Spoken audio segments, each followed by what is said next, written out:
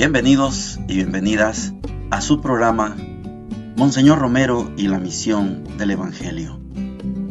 Un programa que lleva dos objetivos: conocer a Monseñor Romero y estudiar la Sagrada Escritura con un juicio crítico desde la teología de la liberación.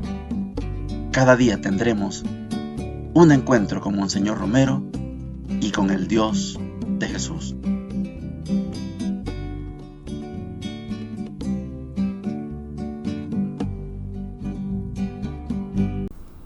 Hola, ¿qué tal? Este es su programa Monseñor Romero y la misión del Evangelio. Estamos en el 29 de agosto, viernes 29 de agosto, fiesta del martirio de San Juan el Bautista. En este programa no utilizamos las lecturas que celebran la memoria, la fiesta de los santos y santas. Seguimos el orden correlativo.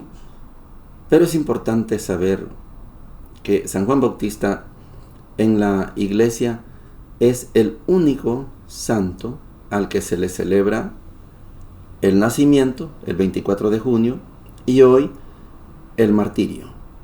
Es una excepción que la Iglesia hace. Generalmente la fiesta de los santos es el día de su muerte natural o su muerte martirial, pero San Juan Bautista tiene ese privilegio de tener la doble celebración. En la primera parte ya nos corresponde ir despidiendo esta homilía de Monseñor Romero del 29 de enero de 1978. Hoy entramos en el tercer pensamiento. Cristo es nuestra fortaleza. Y esta figura, Monseñor quiere darle el tono de conclusión, de resumen. Oigamos a Monseñor. Y finalmente, queridos hermanos, este tercer pensamiento, que ojalá sea como la síntesis de todo: Cristo es la fuerza de la Iglesia. Y por eso San Pablo, escribiendo a los Corintios, quiere responder a lo que ha motivado las divisiones de Corinto. Las divisiones han venido porque los cristianos ya pusieron sus ojos en la sabiduría de la tierra. Yo soy de Apolo, el gran predicador. Yo soy de Cefas, yo soy de Pablo. Ya solo se fijan en la elocuencia de los hombres. Y San Pablo llama la atención. Miren quiénes están reunidos en esta asamblea. Aquí no hay gente de mucho prestigio según el mundo. Somos pobres.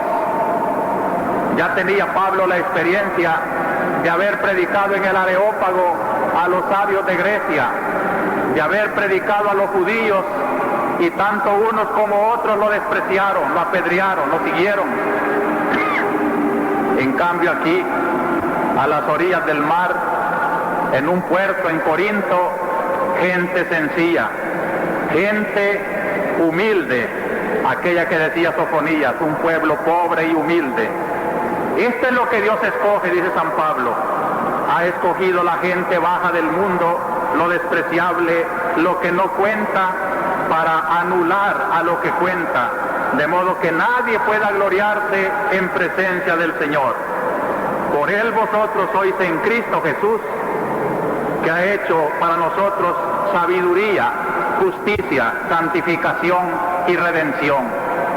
O sea, hermanos, los grandes bienes que un cristiano espera no deben de ser lo que espera la gente que llamamos de prestigio. Si es que esa gente espera subir políticamente, socialmente, económicamente, tener más, no es eso lo que interesa a un cristiano. Por eso un cristiano no pone su esperanza en estar bien con los poderes de la tierra. La iglesia auténtica es la que apoya su propia debilidad, su propia pobreza, en la riqueza que ella espera. Cristo es para mí sabiduría, justicia, santificación, redención. ¿Qué más quiero? Quiero que todos sigan a este Cristo, que todos sintamos que esta es la verdadera grandeza y el verdadero apoyo de nuestra iglesia. Hay algunos cristianos en nuestro tiempo y en nuestro ambiente, hermanos, que casi miran a la arquidiócesis como un fracaso, como un impasse. ¿Qué va a pasar ahora? ¿Qué va a pasar ahora? Pues que el que tiene fe en Cristo y apoya en Él es buen cristiano. Y si esta iglesia de la arquidiócesis se apoya en Cristo y espera en su sabiduría, en su redención, ya se está construyendo, no hay un impasse, estamos trabajando en sólido. Hay mucho por aprender de Monseñor Romero. Estoy seguro que usted, que ha venido frecuentemente escuchando este programa, va denotando cómo Monseñor se sacude esas acusaciones de que él está inclinado por X proyecto, que él ha olvidado el Evangelio y se ha dedicado a hacer política. Todas esas cosas que se dicen de Monseñor, al escucharlo nos vamos dando cuenta que todas esas son puras calumnias. ¿En qué ha fallado Monseñor? En nada. Acabamos de estar escuchando el análisis que él hace de las bienaventuranzas. Estamos en el Evangelio de Mateo. Yo les decía, cuando comenzamos a estudiar la primera bienaventuranza, bienaventurados los pobres en el espíritu, o los pobres de espíritu, Monseñor con autoridad, dice Mateo, le agregó en el espíritu, de espíritu, y que él tenga el valor de decir le agregó, es un aporte. Alguna base tuvo, no tiene por qué explicarnos. La original era los pobres. Y ayer yo les hacía la comparación de la primera bienaventuranza, bienaventurados los pobres en el espíritu, porque de ellos es el reino de los cielos. Y la última, bienaventurados los perseguidos por causa de la justicia, porque de ellos es el reino de los cielos. Pobres y perseguidos forman una sola realidad. Pobre de espíritu o simplemente pobre. Perseguido por causa de la justicia. Entonces, estas dos bienaventuranzas son suficientes para que Monseñor demuestre que él no está inclinado por ningún proyecto, por ningún modelo, por ningún sistema. En el momento de Monseñor Romero había 3 proyectos. El proyecto del gobierno con su fuerza armada y los cuerpos de seguridad. El proyecto de la oligarquía con sus escuadrones de la muerte. Y el tercer proyecto, el proyecto popular, el de las organizaciones político-populares. Habían 3 proyectos. ¿Por cuál se inclinó Monseñor Romero? Por ninguno. Porque la iglesia tiene su propio proyecto. Y esto es el resumen que nos está presentando hoy. Mañana vamos a terminar esta homilía. Pero aquí está el resumen, dice Monseñor. El resumen es reconocer que Cristo es nuestra fortaleza. Cualquiera que ponga su esperanza en otro que no sea Jesucristo, se convierte en un idólatra. Dios nos libre de ser idólatras. Dios nos libre de desviarnos del camino de Cristo. La homilía, Monseñor Romero la tituló La Iglesia de las Bienaventuranzas. No somos la iglesia del bloque soviético, no somos la iglesia del bloque capitalista, no somos la iglesia de la oligarquía, no, la iglesia de las bienaventuranzas. El primer pensamiento tenía que ver con el resto de Israel. El resto de Israel, aquella experiencia de los pobres, de los sencillos, de los humildes, a que hace referencia hoy Monseñor en labios de San Pablo. Esta experiencia del resto de Israel, dice él, se prolonga en la iglesia. Allá en Israel había un resto fiel, sencillo, pobre, humilde, esa experiencia se prolonga aquí. Aquí hay gente pobre, sencilla, humilde, pero con una sabiduría. Estos son el resto de Israel. El segundo pensamiento hablaba del día del Señor, que nos abre a perspectivas escatológicas, a la esperanza cristiana, y ahí desarrolló las 8 bienaventuranzas. Hoy estamos iniciando, pero mañana termina, el tercer pensamiento. Cristo es la fuerza de esta iglesia que peregrina en fe y esperanza. Si alguien no pone su confianza en Cristo, es un idólatra. Se ha salido del camino. Existen muchos ejemplos, muchos malos ejemplos, de personas que en vez de confiar en Cristo, confían en el dinero, confían en el poder, confían en sus relaciones, confían en sus negocios y olvidan que la fuerza es Cristo. Bonita homilía, profunda, por supuesto, demandante, y mañana despediremos esta homilía del 29 de enero de 1978. Las lecturas, como les decía, no usamos las lecturas de los santos, no seguimos el santoral, seguimos el orden correlativo. En la primera lectura tenemos la primera carta a los Tesalonicenses, capítulo 4, versículos del 1 al 8, y dice lo siguiente: Por lo demás, hermanos, les pedimos y rogamos en el nombre del Señor Jesús que vivan conforme a lo que han aprendido de nosotros sobre la manera de comportarse para agradar a Dios. Ustedes ya viven así, siguen haciendo progresos. Ya conocen las instrucciones que les dimos en nombre del Señor Jesús. Esta es la voluntad de Dios, que sean santos, que se abstengan de las inmoralidades sexuales, que cada uno sepa usar de su cuerpo con respeto sagrado, sin dejarse arrastrar por los malos deseos como hacen los paganos que no conocen a Dios. Que en este asunto nadie ofenda o perjudique a su hermano, porque el Señor castiga tales ofensas, como se lo hemos dicho e inculcado. Dios no los ha llamado a la impureza, sino a la santidad. Por tanto, quien desprecia estas enseñanzas, no desprecia a un hombre, sino a Dios, que además les dio su Espíritu Santo. Palabra de Dios, te alabamos, Señor. Estaba escuchando al doctor Antonio Piñero anoche y hoy en la mañana,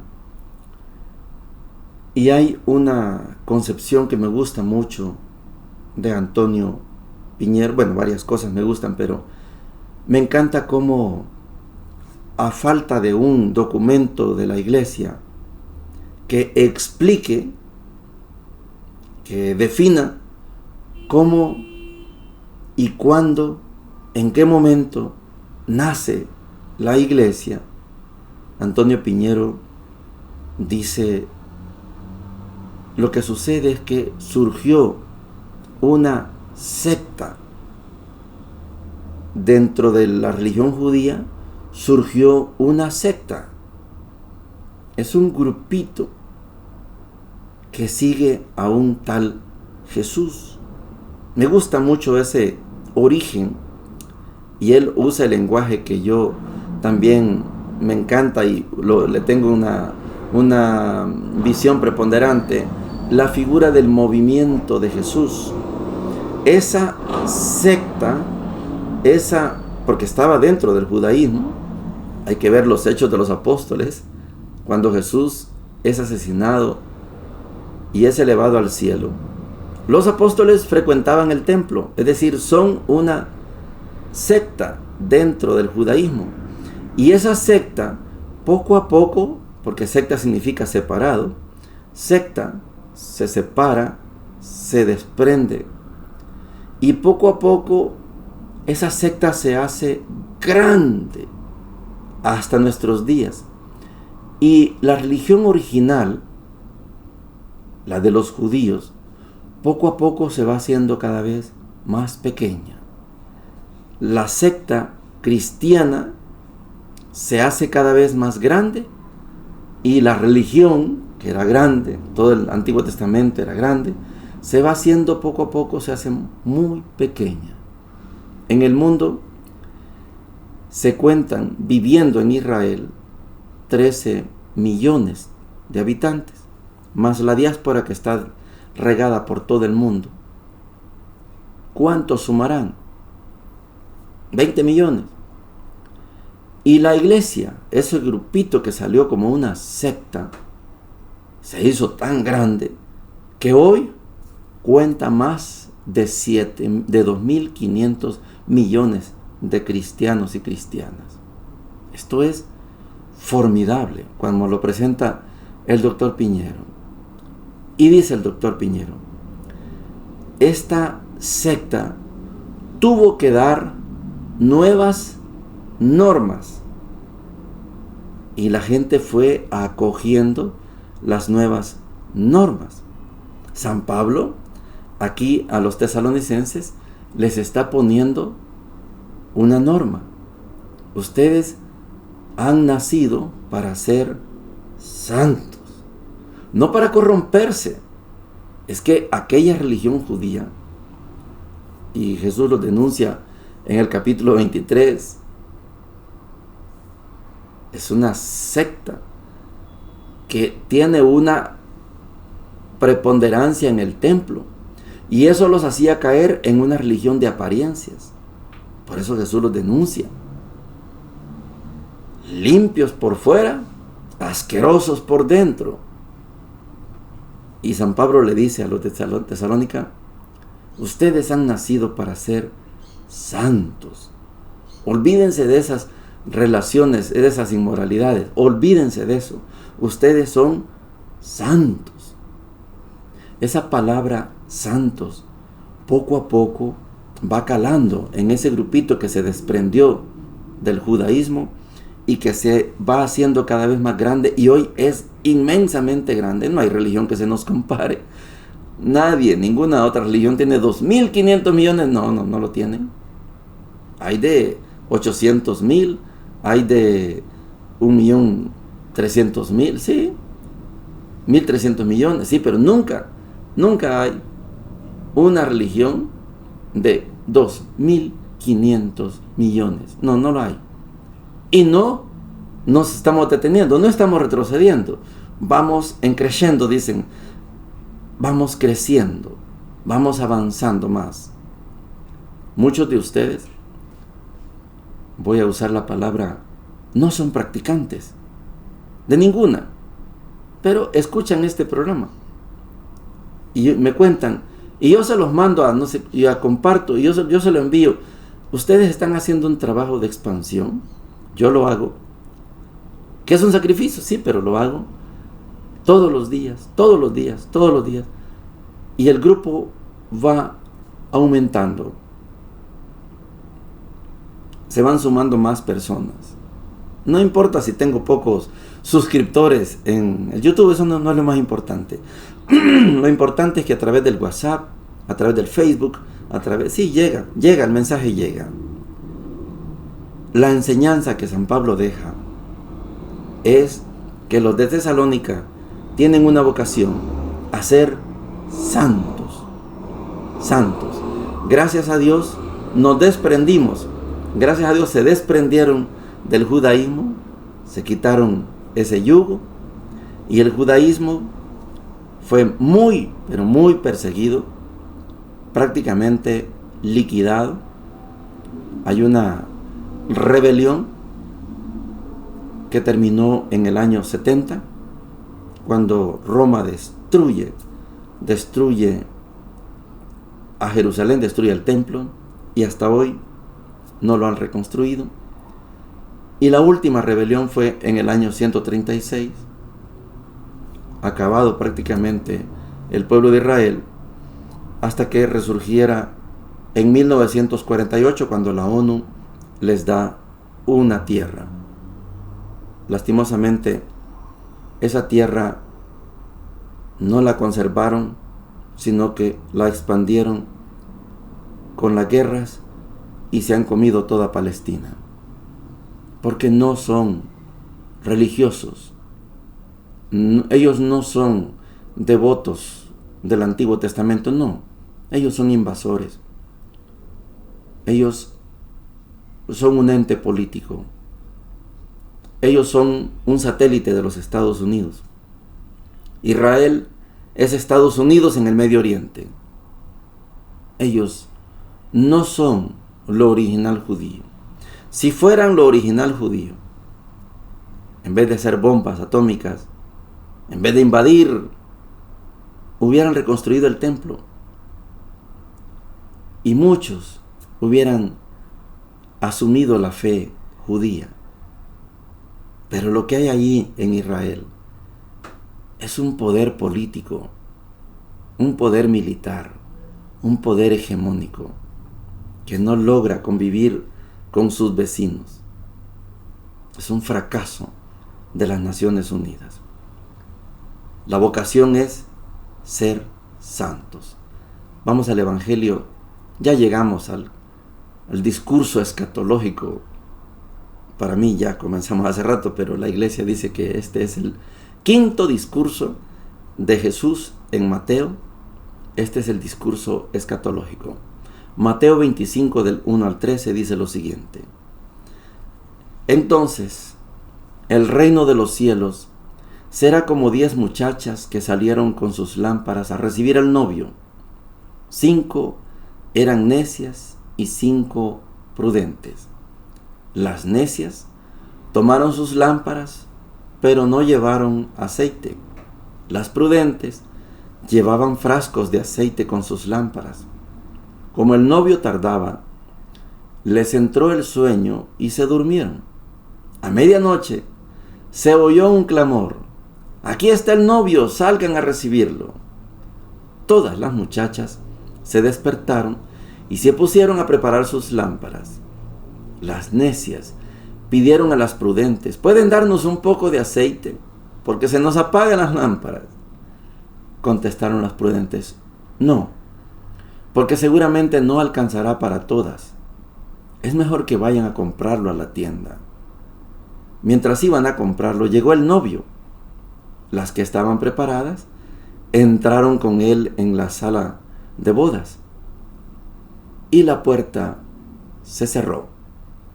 Más tarde llegaron las otras muchachas diciendo: «Señor, Señor, ábrenos».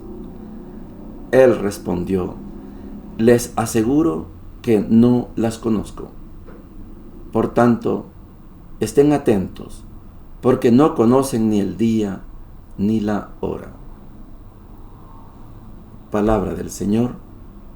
Gloria y honor a ti, Señor Jesús. Esta parábola de las 10 doncellas, de las 10 muchachas, de las 10 vírgenes, 5 previsoras, 5 descuidadas, se ha predicado tanto y se ha sublimado tanto que después le dicen a usted tiene que tener suficiente aceite, tenga cuidado. Y está bien, aplicada a la vida ordinaria está bien. Pero como en este programa lo que hacemos es ubicar los textos en su contexto, tenemos que saber cómo eran esas bodas y por qué para estas muchachas era tan importante entrar a la boda. Hay que remontarse a los orígenes, a esos tiempos, y usted se va a dar cuenta que todas las muchachas, cuando ya tenían cierta edad, no crea usted que esperaban la mayoría de edad, ese concepto no existía. La doncella se reconoce a los 14, a los 16 años. La cultura era así. Las muchachas iban a una boda para que el calor de esa boda alguien de los hombres presentes en esa boda se animara a casarse y buscaba en las presentes con quién me caso, aquella, esta o la otra. Era importante entrar a la boda. En la calle no se escoge a la muchacha se escoge en una boda. Por eso no es cualquier cosa el que haya 10 doncellas, el que 5 desearan y lograron entrar y las otras quisieron pero no lograron entrar. Quiere decir que la cultura lógicamente es machista y patriarcal porque la mujer es escogida. Nunca una mujer en esa cultura,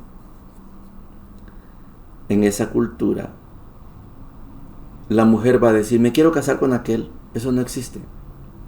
En la actualidad es sumamente difícil. Hemos heredado ese tipo de cultura donde la mujer es escogida.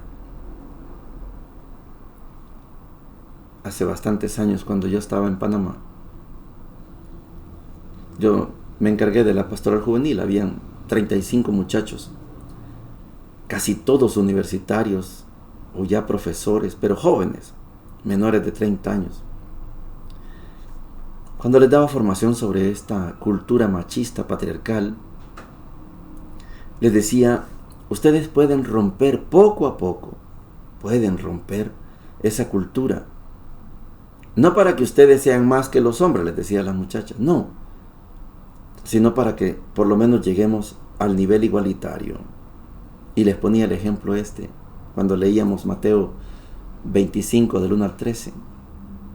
¿Ustedes van a esperar a ser escogidas? ¿O tendrán valor ustedes de escoger al suyo?